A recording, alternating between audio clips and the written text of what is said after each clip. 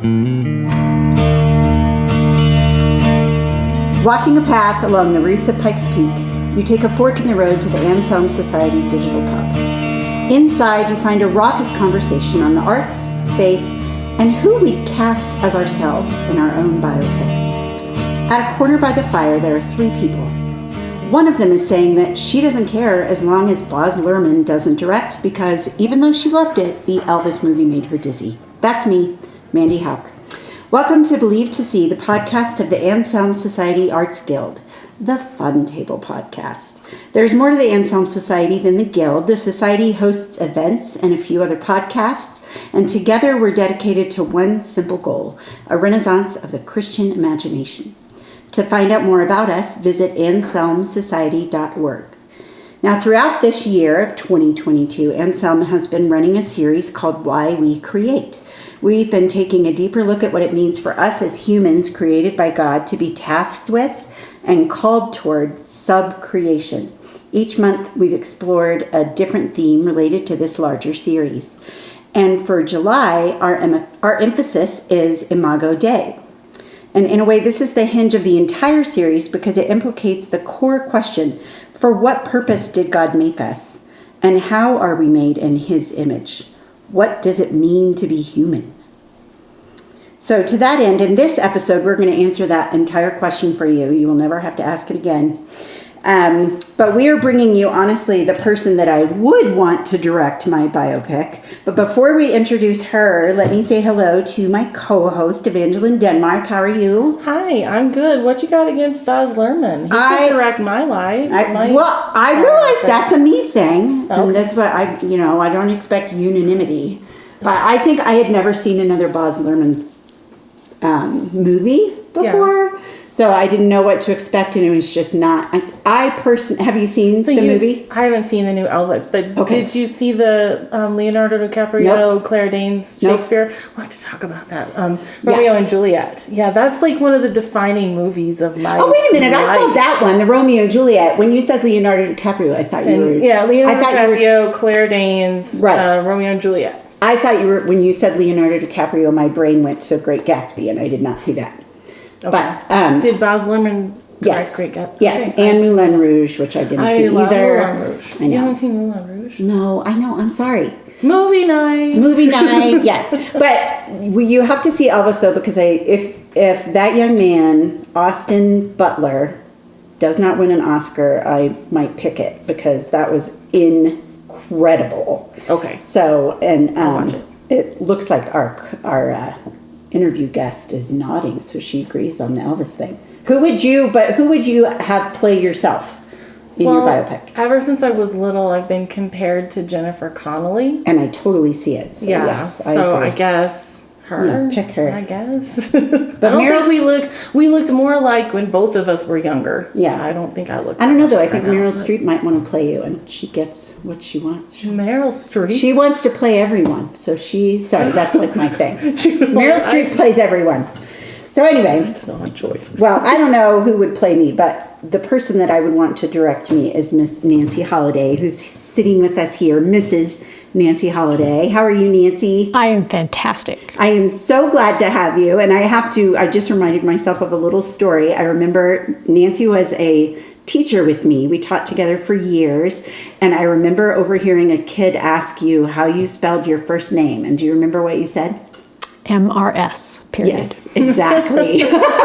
It was awesome. So Nancy is a teacher of all ages and a director and actress and all-around wonderful human and dear friend. And so what would you say about yourself? What do you do here in town? What do I do here in town? Yeah. I create. I teach. I've taught several different grade levels, and I do theater, and I love doing theater. Mm-hmm. I've worked primarily with kids, student casts, but I've worked with a lot of adult cast productions as well. I used to own a small theater, the Black Box, which I loved until I couldn't afford to own it anymore. Mm-hmm. And now I rely on other people to pay my theater expenses. Yes. I've recently been working with CYT, Christian Youth Theater, a fantastic group here in town. And I will be starting as a theater teacher at the Academy for Advanced and Creative Learning in the fall. That's great. Now, is that a STEAM school or is it an art school? No, it's a school for gifted students, and they really, really emphasize the creative aspect as well as the academic aspect. Oh, that's perfect. Yeah, I'm Very excited. good friend of many years is the principal there. Really? So, yeah, Oh, that's very cool cool. That's connection. very I know cool. everybody. I know. And Evangeline, you've actually seen some of Nancy's plays, haven't you? I've been to, I remember going to the Black Box, but I don't remember seeing a full play there. I remember Oh, maybe you went to one of the Fives festivals. She used to do, she actually, do you want to explain the Fives Festival? Because that was a great opportunity for writers, too. Yeah, it was a great opportunity for writers. We put together a smallish play festival in which we put the word out to playwrights around Colorado and across the country. And surprisingly, we had over 200, 250 submissions from across the country. And we had some certain parameters that the festival got its name Fives because we were going to select 5 winners who would each split a $500 prize pot, and each script had to have exactly 5 characters. Oh, that's so cool. And be 5 minutes, right? Roughly. That was a little more. No, I think we had to be 20 minutes or so, not more than 20 minutes. Okay. And we had some other parameters. Even though I'm a Christian director and producer, Black Box was not exclusively a Christian theater. So, but we did set some parameters, where you were looking for not anything more than a PG or PG-13 rating if scripts were to be rated. But we just got all kinds of submissions, again, from across the country. And we had 5 judges who took turns reading through the scripts and kept narrowing down until we got our 5 winners, and we put those on the stage for an evening of theater. And I was able to do that 2 years running, and it was just a lot of fun. I don't know much about writing scripts for plays, obviously. I would love to hear what makes, or maybe we're off topic, what makes a good play? How do you choose? What are you looking for when you're looking for a good play? No, I think that's a good question, because one of the things I wanted to know is what is the unique, what's unique about stage stories as opposed to stories on the page? Right. Do you look for something different? When people ask me, what are you reading these days? My daughter asks me that a lot. What are you reading, Mom? I'm reading scripts. Yes. and that's what I do. I read scripts. And very much like when you get yourself involved in an excellent piece of writing, you lose yourself in it, and your imagination goes there, and you follow along with the author and the story and the characters. And it's the same when you're reading a script, except you don't have quite as much descriptive information. Everything comes from the dialogue. So as a director, you have to help supply where everything is coming from when you finally do get to put it on the stage. Because I know playwrights, I'm very particular when I put a piece on the stage that my actors honor the playwright's words. Actors love nothing more than to change a script. This word doesn't sound right to me, and I want to change it to this word. Is that okay? No, it is not okay. It is not okay because a playwright, like an author, pours their heart and soul into their work. And I have had playwrights tell me, you can change the gender, you can change the setting, but if you change my dialogue, you may as well run a knife through my heart. And so I don't, and I don't let my actors do that. Now, I recently produced a Shakespeare production with a group of students, and the cool thing about Shakespeare is he's in the public domain.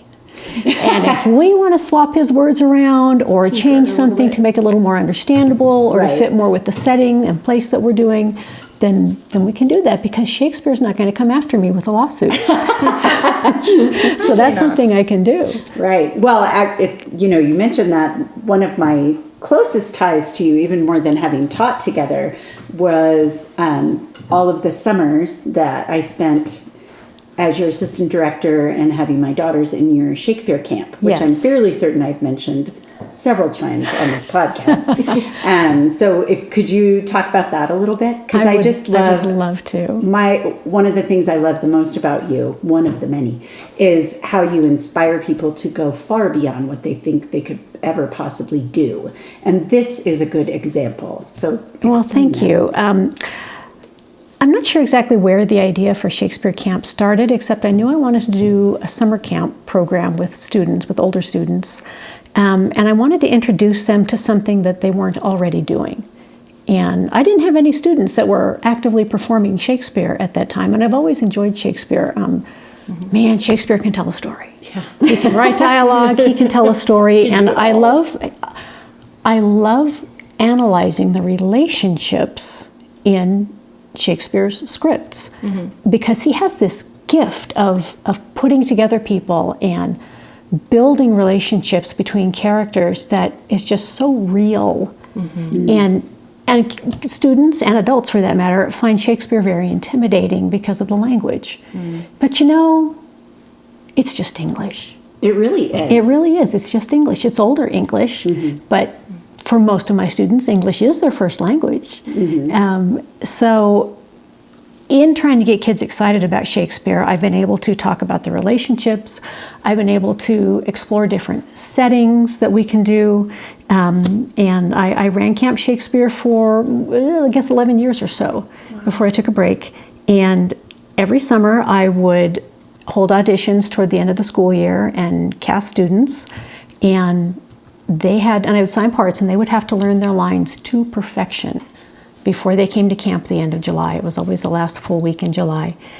And by golly, they did. I always threatened to cancel camp. I know, we always thought, I don't know. I know. But they had to show up on Monday knowing their lines. Right, and we would hold a couple of workshops during the summer before that to go through the script, do our first table read, talk about the characters and everything, get them excited about it. And I was just stunned at what these kids could put on the stage.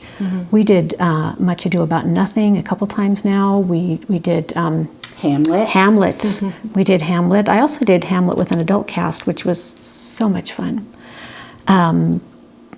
What else? We did Romeo and Juliet, and we did The Tempest. I guess Romeo and Juliet we did. The performance was Friday. Yeah. So they had 5 days of camp. Right. That was all the rehearsal they had. That's crazy. Yeah. But and that's they fun. And they built their own sets. Built their own sets. And they had to provide their own costumes to my exact specifications.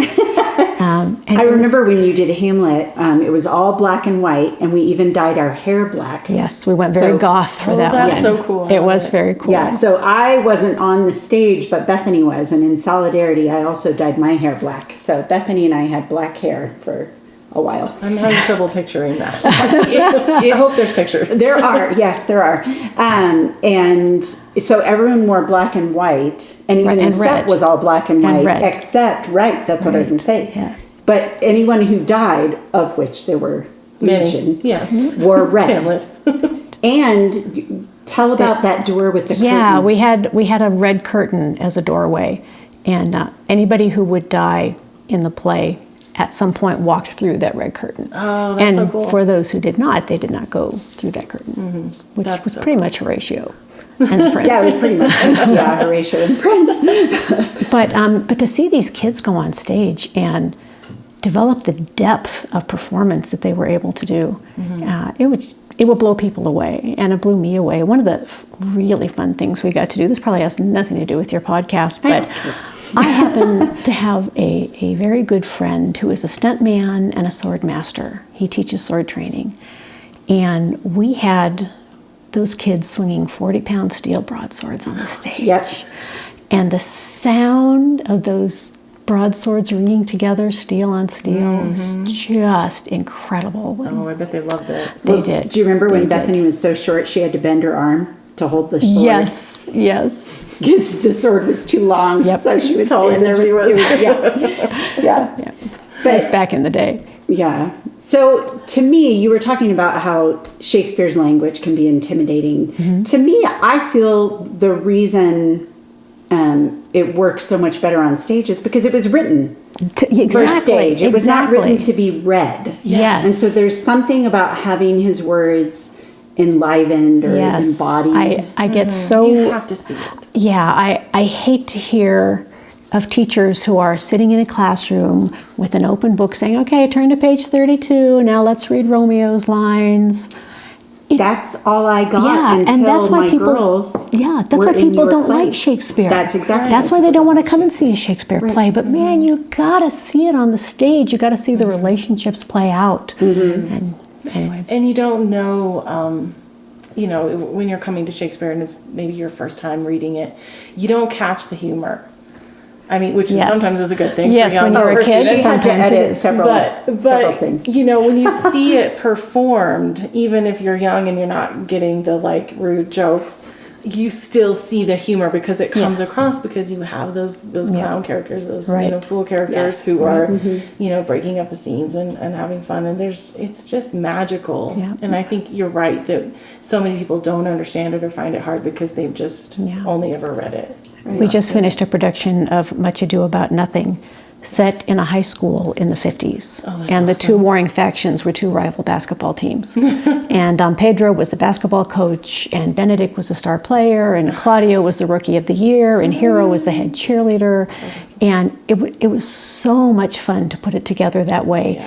The kids, they came to their first read-through thinking, there's no way I can do this. And by the time the show went on the stage, they knew the lines, they knew what was funny, and you could tell they knew what was funny by the way they played it, and the audience just loved it. It was a fantastic opportunity. And along those lines, because here we are talking about it, of course, in terms of what it does for the audience.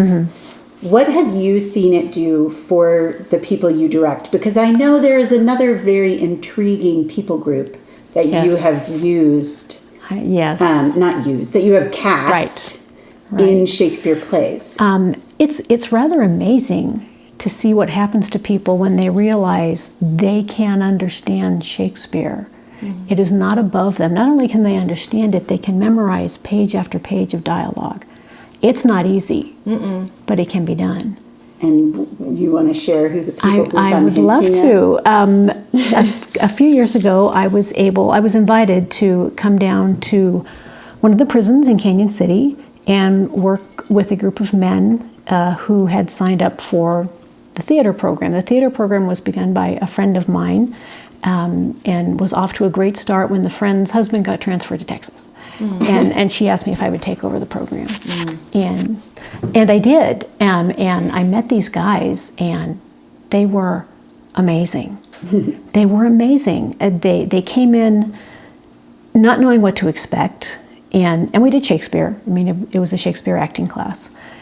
And the guys, of course, were very intimidated at first, just like my high school students are.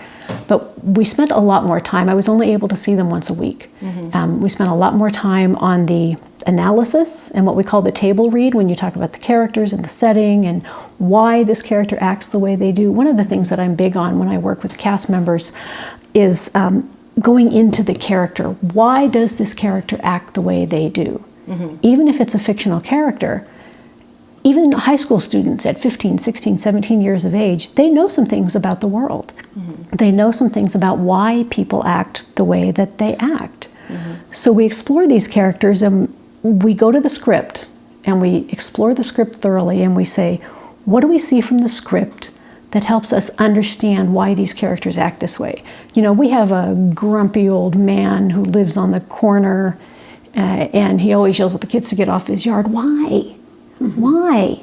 Does he just hate kids? Does he just love grass? I mean, why? Why would he behave in this way? And we can all go back and say, well, obviously he had some past hurt, some past trauma. Well, what was that? And if the script doesn't tell us what it is, then I have the actors go back and develop what we call backstory.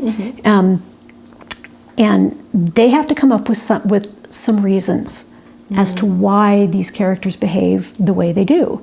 And it has to be compatible with the script. You know, my high school students especially will say, well, their mother died. It's very Disney-esque. All of their characters, yes, the mother always died.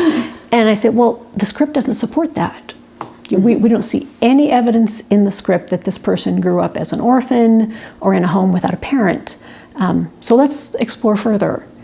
And not only does it help them this is my favorite part. Not only does it help them understand the characters, it helps them understand themselves.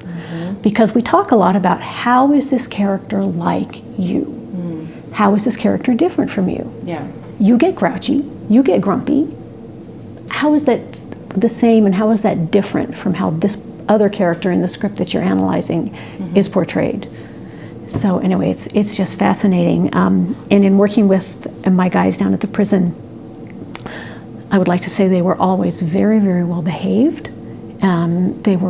They appreciate the volunteers that come in so much. Yeah. And they just did such a wonderful, wonderful job. And I had people who worked there tell me that this would not fly, that the guys would not be dedicated, that they wouldn't learn their lines, that they would give up.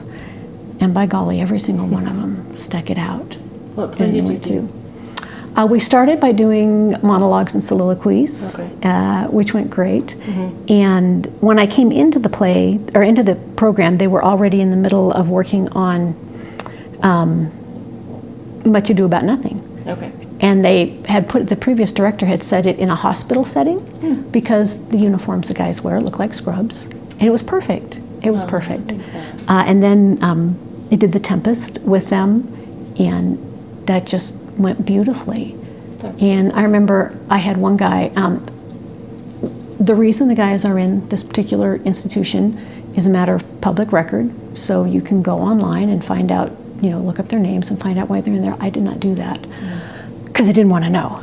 But I knew that I had lifers in there, and some others who were in there for some things for which they were very sorry. And in particular, as we worked on The Tempest, we talked a lot about forgiveness, repentance, true repentance, as opposed to being sorry you got caught. Yeah. And it was That's something. huge. It was huge, and you could see, as a teacher, you love when those light bulbs come on. And I saw it happen in the prison setting with the inmates. Several of them. I had one man. He played Trinculo in The Tempest, and he said, I have been here 36 years, and he was in for a life sentence with no possibility of parole. And he told me how much it changed his life to be a part of something and to have camaraderie. I don't think I have to tell anybody that life in prison is rough. Right. And when you make friends or develop relationships in the prison community, they're always conditional. What can you do for me? Transactional. Exactly, yes. But this group of guys, by the time I had to end my volunteer work there, I had the lieutenants coming to me saying, this is a changed group of men. They developed this bond and this relationship where they didn't want to let each other down. Oh, that's fantastic. They wanted to be responsible. They wanted to hold each other up. They became leaders within the prison community.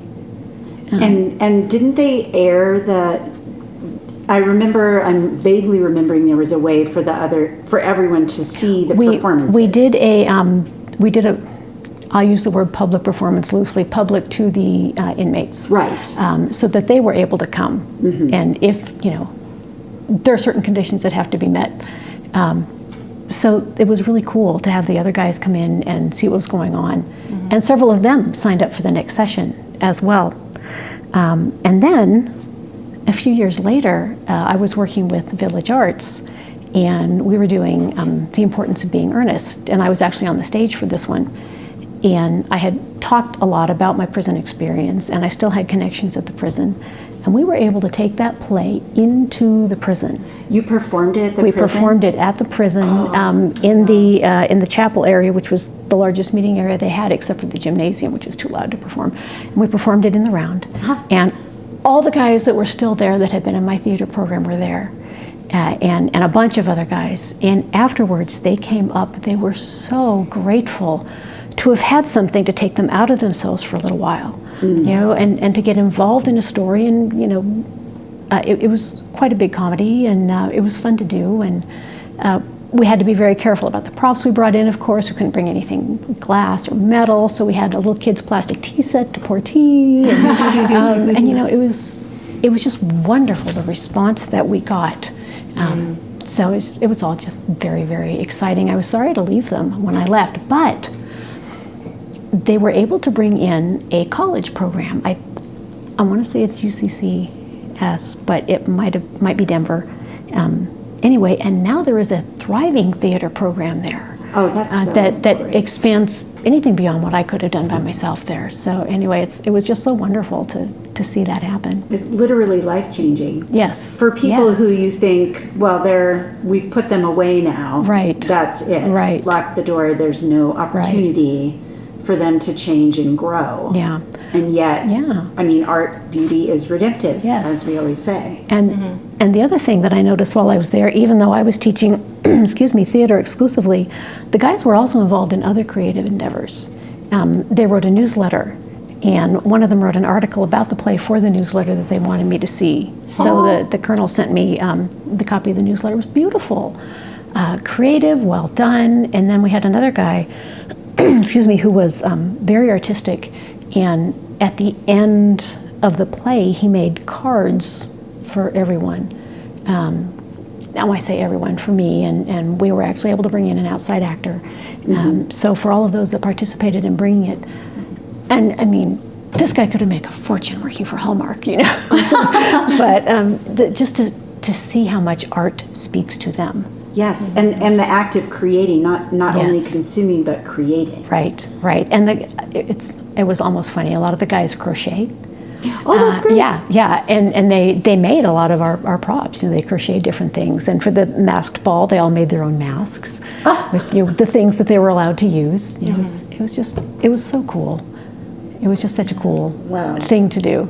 It's like we talk so much about beauty being redemptive and, kind of the key to understanding ourselves as humans. And yet there it is, that we almost forget what that means. We forget that it's for every human. Yes. And that it actually is true, Because it's part of the Imago Dei.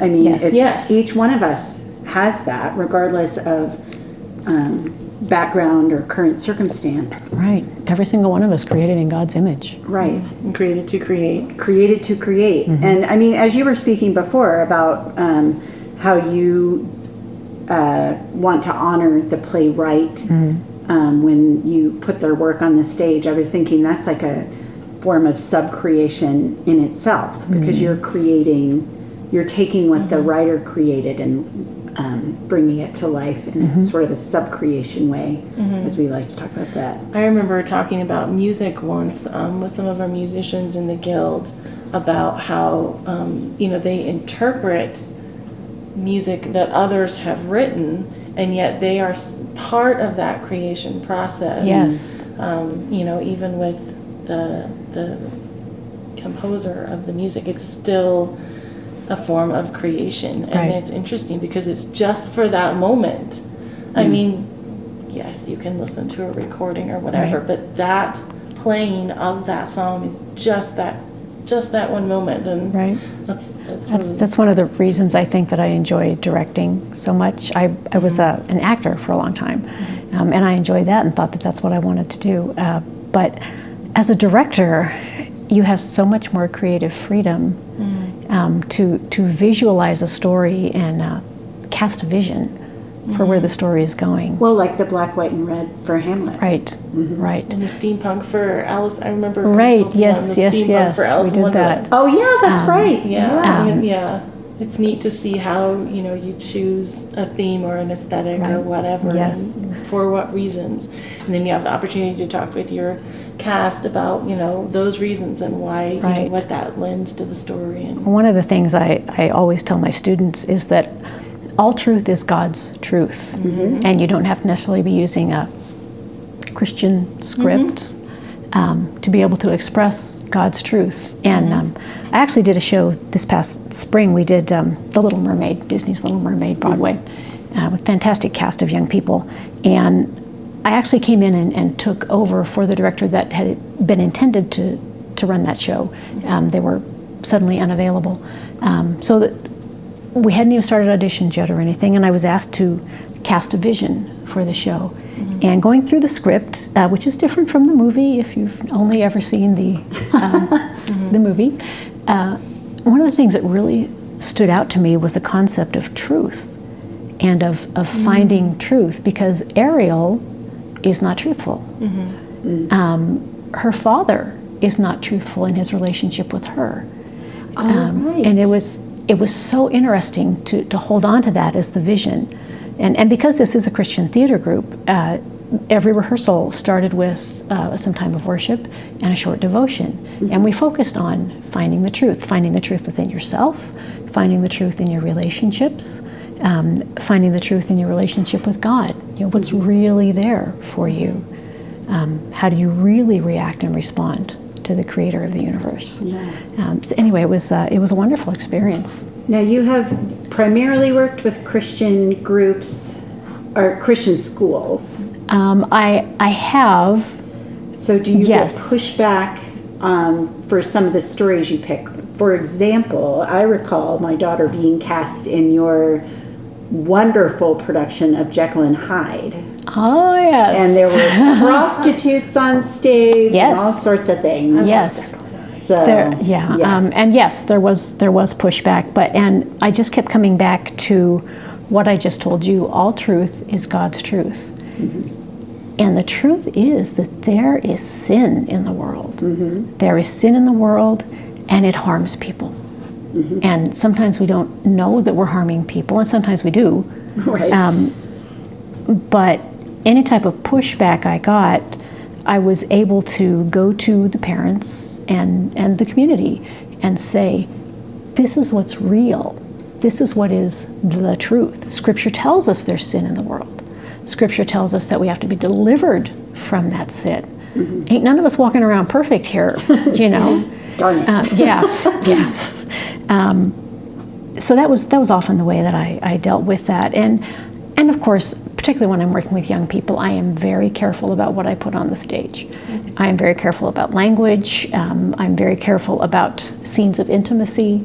And I script those very, very carefully when they are on the stage. The one thing that I won't do, and I won't use a script if an author won't give me permission to change this, I will not allow an actor on the stage to use God's name in vain. That's just a real sticking point with me. And I have abandoned scripts because I couldn't get the playwright to give me permission. In fact, I had one playwright, fantastic script. I contacted him and said, well, if you don't like it, just don't use the script. Okay. Deal. Yeah. So, anyway. So, and you have seen, I've seen it with my daughters, and I've mentioned you on the podcast before. And what's interesting to me is that having students of whatever age get involved in cast or crew. You are also the director has a huge impact on the crew too, because they have to be part of the vision, all the lighting and the music. Not all of the students you work with are really that into drama. Like, for example, Correct. the school where we taught together, they pretty much had to do, for their art credit, they had to choose between me with creative writing, visual art, or drama. And so you and I both got some students that were not real happy to be there. Right. And yet, I find there's so much value, even for the kids who don't necessarily, maybe they want to be an engineer. We were talking in the green room, as we say, about a former student of ours, Graham, he went to School of Mines. What is he now? An engineer. He's an of some engineer sort. of some brilliance. Oh, that's right. He actually used to work at a company my husband used to work for, the Rocket one. Oh, yeah. But he was in your drama program all the way through. He was, and he started as quiet and shy and not wanting to participate and not feeling like he had a very good friend base. And we started him on the stage in a small role. And he did well, and he came back and wanted to do something more, and he kept getting larger and larger roles. And he continued, and you could watch him blossom, and you could see his confidence grow, and his speaking ability. Oh, for sure. Well, what I'm remembering right now is when he chose to do that monologue, the Macbeth monologue. Yes. And it was fantastic. Yes. And I remember I was blown away because I knew him as tiny little Graham. Right, right. So, but people say, "Oh, theater. My kid can't make a living in theater. What are they? What are they going to do? But in any position you go into, ever, you have to communicate. Right. And the more you understand about the people with whom you're communicating, the better your communication is going to be, and the more clear. So Graham didn't go into theater, but he did go into engineering, and he has to talk to people, and he has to understand what they want, and he has to be able to provide what they want. And being able to communicate in such a way that you can really relate to people and make them feel as though they have been heard, that's a valuable skill. You don't have to be on the stage earning $1 million to use that skill. For it to be valuable. Right. Well, like my older daughter, Emmy, the podcast audience knows Bethany a little better because she's been on a podcast. Or Emmy has too, actually. Emmy was on the one about Little Women. But anyway, I remember Emmy only wanted to do drama because she liked you, Nancy. So she's like, I just like Nancy. But she was pretty difficult for you to encourage, to be loud enough, louder and slower, all that stuff on stage. But over time, she just grew so much more poised. And I mean, now she's a managing editor of a magazine. Right. And I feel like I cut you off, Evangeline. I was just going to say, my brother teaches communication to engineers at Purdue. But his background is he has a doctorate in medieval literature and theater. And he makes them memorize Shakespeare, his engineering students, and perform Shakespeare. Excellent. For that very reason. Very happy to hear that. Yes. So they can be better communicators. Yeah. And you're right. We're talking about understanding your audience, understanding the people that you are acting with, and how that that fosters teamwork. It fosters a deepening of our understanding of each other. It does. And it's just It really grows you. Really. All the backstage drama. Oh, yes, the drama within the But drama. hey, then they resolved it. Yeah. What would theater be without? What would a theater little be? backstage Exactly. drama? I know. So how do you choose the stories that... Well, like I said before, I read a lot of scripts. Right.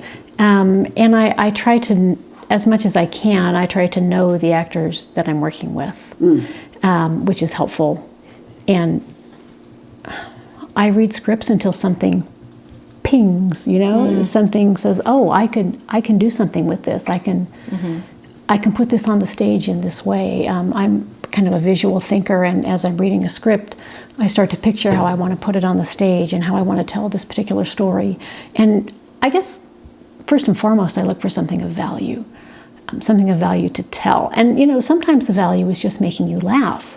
And that's okay. That's completely that's a reasonable thing. Yeah, particularly definitely. the last couple of years. Right, exactly. So you're exactly. primarily thinking of the audience, or is it both? It's both. If I know the cast. Okay. But when I'm teaching in particular, and I know which students I'm likely to be working with, I look for pieces that are going to play to their strengths or grow them. If I have actors that I know need to work in a particular thing to help them move forward in life. I remember Bethany talked you into who to cast as Rochester against her Jane Eyre. Yes. Yes. And he did a great job. It was her son. He did. Your son, he Nancy. did. And there's always a concern, when you're casting your own kid. Right. People are going to think you're casting him because he's your kid. But Bethany did talk me into it, and he turned out to do a great job with that. That is actually, isn't Jane Eyre your favorite book? It's sort of who you are. Yes. But then she was unable to come and see Bethany as Jane Eyre, which was a disappointment. But Bethany is sad. Then, sometimes, particularly when I was working at the Black Box with adult casts, you don't know who's going to show up to audition. Right. So you pick a script that as a director, you want to pick a story that you can live with for a few months because you're going to be deeply involved with it and something that you understand and can relate to or can learn about. I enjoy historical scripts. I enjoy fine literature like Jane Eyre. One of the favorite things I put on stage was Flowers for Algernon. Yes. It turned out to be, it was a high school cast, and they did such an amazing job. And in fact, Emmy played the female lead in that. She did. to perfection. She was terrified. And oh, yeah. I remember that was a huge leap from where she had been to be the lead. It was. It was. Yeah. But then I've also, one of the shows of which I am most proud was performed at Black Box, and we did Hamlet in repertoire with Rosencrantz and Guildenstern Are Dead. And I knew I wanted to do those shows in repertory, but I didn't know who would audition. So, Besides Mandy. besides Mandy, right. Well, actually, I wanted to be Guildenstern. I know you did. Because you had said that Rosencrantz and Guildenstern, you would be fine with them switching any gender. Yeah. Yep. Yeah. But I ended up Gertrude, and that is how podcast listeners, if you haven't listened to the horror podcast that we did, you need to go back and listen to that. And the young man that Matt and I interviewed was the Hamlet. Yes. In that, and I was his mama. I'm totally blown away by that show. Anyway, it was so fun to put on in repertoire and see how the actors performed in a dramatic piece, and then the very next night turn around and perform in a comedic piece, which also had its dramatic moments, but it was fun. It's just fun. Yes, and the audience responded very well. They did. So, yeah. And how have you seen? How do the different roles that you take on as teacher, director, actress because you were on stage in Flowers for Algernon, I remember. Oh, that's right. Yes, I was. How do they impact you differently? How do they touch your sub-creator self? Well, when I was in Flowers for Algernon with my student cast, I chose to cast myself in the role of Charlie's mother because I didn't want anybody else coming at one of my actors with a knife. Right. That was the primary reason I cast myself in that role, and I had a very specific reason for that. I just remembered that is why you cast yourself in Jane Eyre, because you cast yourself as the scary person. Right. Bertha? Right. And it was, the horrible... Thank you, Aunt Reed. Yes. But I also directed myself, essentially. I mean, I had my vision, and I knew what I wanted whoever was playing that actor to do, and so I did it. When I was in The Importance of Being Earnest, I was under another director for the first time in a while. And I had to really change my thinking that I have this person who has cast a vision for this show and would like to see this character played in a particular way. And we did all the same stuff. We did the character analysis, we did the relationship analysis, and the show was a huge success. This was with Village Arts, Renee Davis as director. Yes, Renee, thank you. Got to see that. It was and it was so interesting and such a different take to step back onto the stage as an actress when I'd been directing. And I love acting. It's so much fun. And again, the relationship and the camaraderie you build with the cast really is different as an actor than it is as a director, I used to think of you as, when you direct, and probably this was from the Black, Red, and White Hamlet, which was the student cast. Right. I think of you, it seems to me that you're like a painter, and all of the characters wear your paint. And and you're painting the scenes. I can't disagree with that. That's kind of how it feels. Yeah, like Beauty and the Beast. When we did Beauty and the Beast, we did it was not the French Disney version. It was not at all. It was from the original French fairy tale and rather dark. Yes, almost as dark as Jekyll and Hyde. Yeah, really. Yeah. So but I remember thinking of you as that. Like we're let Nancy do Nancy's thing. We are the palette, so to speak. But then I can see how you, as the actress, you have to step back and be the paint. Yes, exactly, exactly. So what do you think? I mean, I know the answer to this question, but I want you to expand on it. Do you think that stage work should be more broadly available, not even just to students, but like, how do you think it could be more accessible, and how do you think it could impact society? I mean, not to get too, pie in the sky. There are theater programs around where, and I've never had the opportunity to do this, but they do talkbacks Like Yes. after a performance, I think that's so amazing to be able to allow the audience inside the director's mind, inside the actor's mind, what's going on, what are you thinking? And particularly with introducing theater to students, I love taking students to good theater. Even taking students to bad theater, they learn something from that, to be able to see what's happening on the stage, it's a different experience from reading the book. And if we're talking about kids or even adults for that matter, there are a lot of people that don't want to pick up a book, but they will. I know it is very sad, but they will go, given enough motivation, to go see a play. Well, and then maybe that could be their gateway drug, so to speak. Exactly. Well, and For books. I'm sure you've probably heard there are some. You are the only Bible some people will ever read. Right. And I think it ties into that. There are people who, talking about Shakespeare, people who no way are they going to pick up a copy of Shakespeare and start reading, the front cover to the back.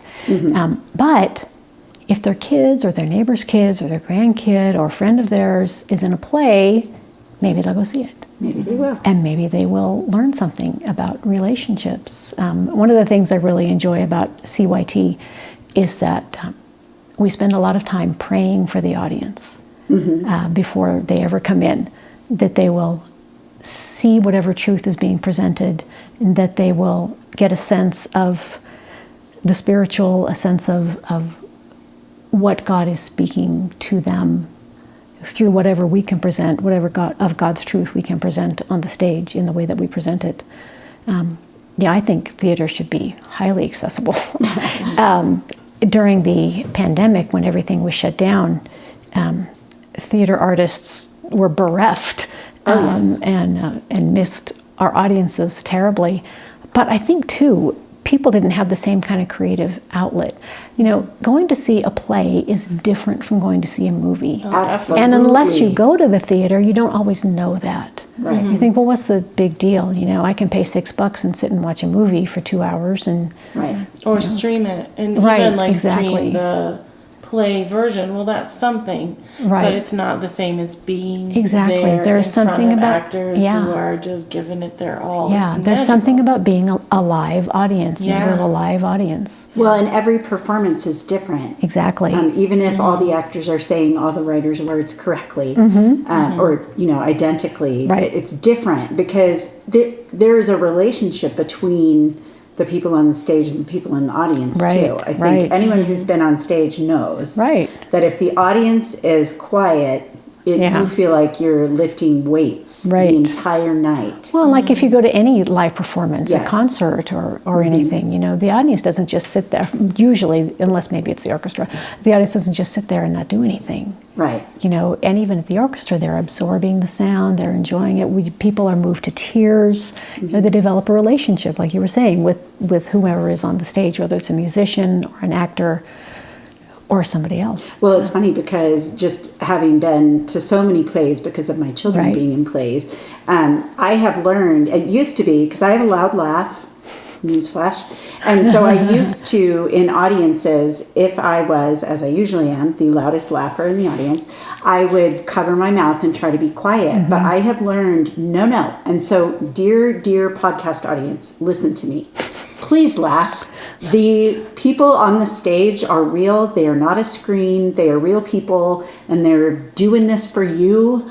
So, be responsive, because it really does. You would get a better performance out of the actors if they can hear you breathing and reacting and gasping and, Exactly. Yeah. One of the things I liked about my kids' performing arts program in school was that they required the students to attend performances and to be a respectful and interactive audience. Yes. And so those kids would go to each other's, the top band attended the beginning bands, because they had like 2 concert bands and the Oh, that's 2 great. top bands, and they attended each other's concerts, and they attended each other's plays, and they cheered and they learned, and it was, created community, but it also taught them to appreciate art, to, to be a good audience. And supportive of each other. Absolutely. Yeah. Well, it really is. Live theater is a community experience, and It our is. God is a Trinity. He is a God of community. So it's not really that surprising It's that funny. it touches a nerve. Yeah, we keep coming back to community. I was just thinking about that. Talking about, what does it mean to be human? And then we were talking about heaven a few podcasts ago. Yes. And we keep coming back to community. So. Yeah. Yeah. Because that's the image of God. God as creator and God as Trinity, or, relationship. So, well, it has been wonderful talking with you. It has been wonderful seeing you again and talking with you for a while. I know. Are we done? Well, I know. But, before we're done, I know that I missed your or Much Ado About Nothing.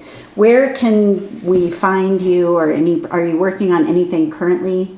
I'm going to continue to work with CYT. Okay. And this is tentative, but I'm currently on deck to direct Fiddler on the Roof next spring. Oh, for CYT? For CYT. Okay. They have their season lined up. They'll be doing White Christmas and Lion King. Okay. And I would love to be able to direct those, but I am starting a new position as the theater and music director at the Advanced Academy for Advanced and Creative Learning. Okay. So I'll be moving into my own little theater space there and working with kids kindergarten through 8th grade.